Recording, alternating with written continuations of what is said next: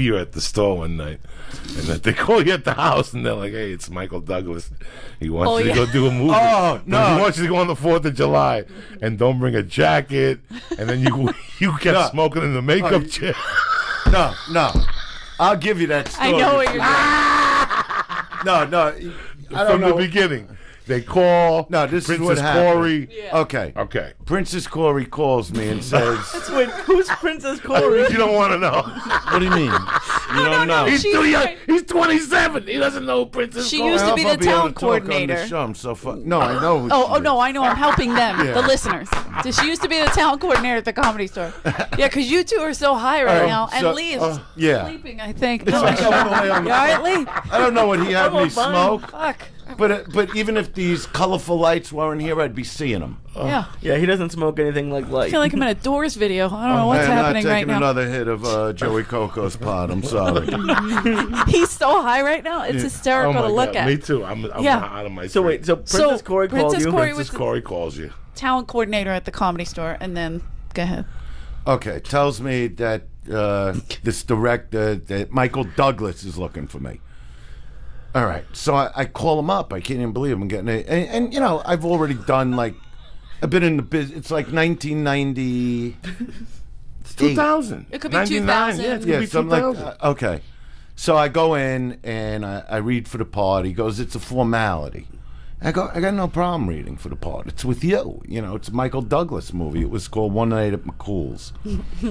So I get the fucking part, which I was thrilled to get.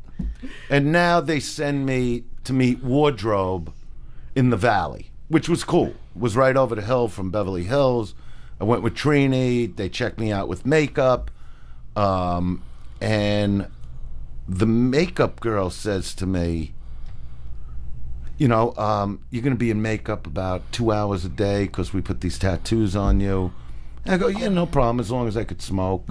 And this is a long time ago already.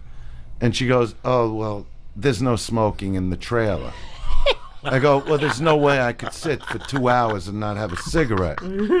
You know, so, you know, if we got to get our own little trailer, let's just do that. But but this was also a time where people were still like, if they didn't like Dice, they would look to attack, and I'm trying to be nice. Haters, big haters. So now I get another call in a few weeks, and I'm sitting out at my pool.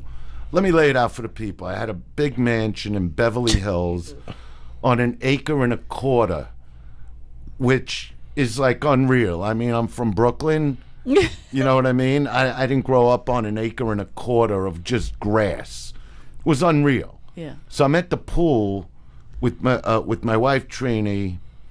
People, you got to understand, I'm all fucked up right now from Joey. So if I'm telling you a little slow, it's because I'm all stoned out. Okay. So anyway, the greatest pot in the world, by the way. Joey, you should start selling the pot on the show. Oh, please. That's the next I one. would pay a lot of money for that. This is true. So I'll be your dealer. I'm looking for work. So anyway, I get a call. We're sitting at the pool. Max is a little baby. Dylan's a little baby. And I get a call. They want to see me in wardrobe and makeup. And I go, "Yeah, okay, I'm coming right over." And they go, "No, we're all the way out." Like, they were like an hour away somewhere. Oh, jeez. And I'm going, "Are you fucking kidding me with this? I got to get in the car so you see how a shirt looks on me?" You know, I'm sitting at a pool here. But I'm like, all right, I don't want to have a problem with Michael Douglas, right? So now I go, because I'm always making friends. You know? I'm just always making fucking friends. So I drive all the way out there, and again, you know, the makeup lady starts with me. "Well, we're not going to be able to have your own trail." I go, "Then let's just sit the fuck outside." How does that sound? Well, you put the makeup on. We'll just sit outside.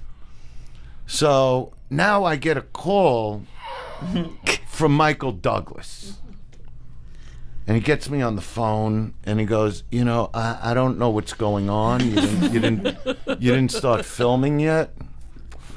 And I go, "Yeah, what's the problem?" He goes, "Well, I heard you're antagonizing, you know, the makeup and the wardrobe women." And I go, "They're starting with me. I'm the nicest guy in the world when I'm not on stage, you know, and they're starting with me, telling me what I'm gonna do, how I'm gonna do it. He goes, you know, let me tell you something, Dice. He goes, I went to bat for you on this film. I go, well, who the fuck asked you to? You know, I don't know you. You know what I mean? I'm glad you want me for your movie, but I didn't say, hey, you got to go to bat for me and tell people that you want me for this fucking movie. I go, and I didn't do nothing. I go, look. I go, Mikey. No, he liked that. I think he liked it because he didn't say anything. You know, so what, like I call Donald Trump, I call him Donnie. You know, I'm the only one that calls him Donnie. So anyway, I go, look, Mikey, take it easy. I go, I'll straighten everything out when I come there. Don't worry. I got this covered. And he goes, okay, because, you know, I really want you for this film, but, you know, I can't have, you know, anarchy on the set, you know. So this is what I do. You know, I would make all these mixtapes. Oh, yeah. And the movie was called One Night at McCool's. So I make them the morning tape, which, as I told you earlier, it's sort of, we're doing a callback here. It's all the Sinatra stuff. It's the McCool's morning tape that they could play in the trailer. Okay? All the Sinatra, Tony Bennett, Bobby Darin, Louis Prima, Liza Minnelli singing, and the world goes around and around and around. Okay? Now they got the McCool's after lunch tape, meaning nighttime, which is all the 70s disco leading to crazy house music. So I come in there not only with the tapes, because I didn't know their setup, I buy them these giant fucking boom boxes that light up. All right? So we put on the music, and now here comes Matt Dillon. He's the star of the movie. And he shuts the tape. He just comes into the trailer and he puts on some fucking oddball shit. You know, like artsy. And I look at that, and I love the Dillons, both of them. You know, and Matt's, you know, the greatest. But I said, what are you doing? You know, he goes, no, I want to listen to this. I go, yeah, but who asked what you wanted? Look what we were all doing. Whoop. I go, there's 6 people in here. We're putting the fucking tape on. It took me hours to make that tape. I was going to ask, do you make the tape? Yes. What? It's very... What? You made the tape? Yeah, I would take CDs, and I had a mixing board. So I'd use 2 CDs. If you date them, we'll make you one, too. Yeah. I got a couple of them. And I mix it onto cassettes. So it's like a real DJ. Okay? So bottom line is, Matt really didn't give me a hard time because everybody's looking at him. You know, and I said, look at the boombox I bought these fucking people. It's beyond belief. You know, but I did decide at that time to fuck with Matt Dillon for the rest of the shooting of the film. And he did a movie.